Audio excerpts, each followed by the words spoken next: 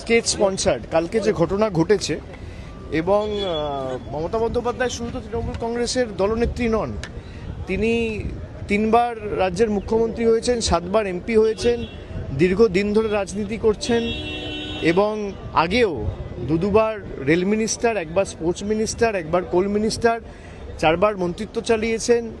এত দিন ধরে তার রাজনৈতিক কেরিয়ার, এবং তিনি জনপ্রতিনিধি, 15 বছরের চিফ মিনিস্টার।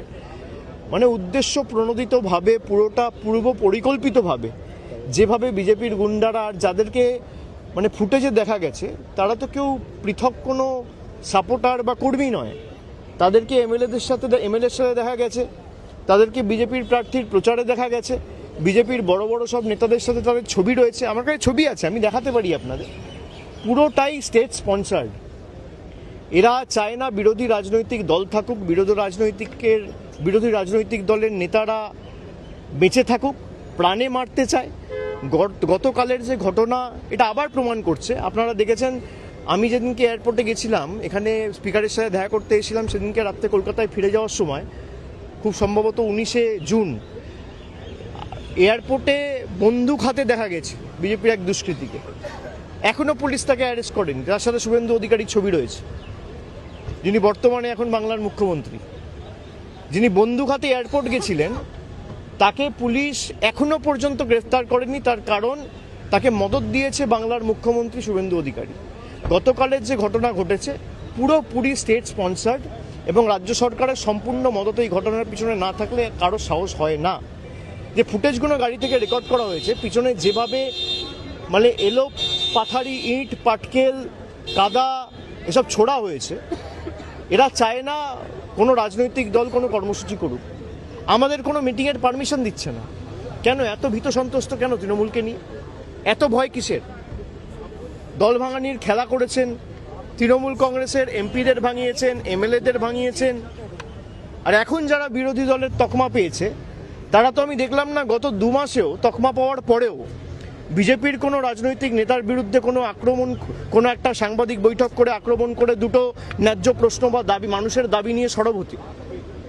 তারা আক্রমণ করছে তৃণমূল কংগ্রেসকে, তারা আক্রমণ করছে মমতা বন্দ্যোপাধ্যায়কে, তারা আক্রমণ করছে আমাকে, তারা আক্রমণ করছে এখনো যারা তৃণমূল কংগ্রেসকে ভালো করে ভালোবেসে দলটা করছে তাদের। এই বিজেপি আর বিজেপির বি টিম মিলে বাংলাটাকে শেষ করেছে।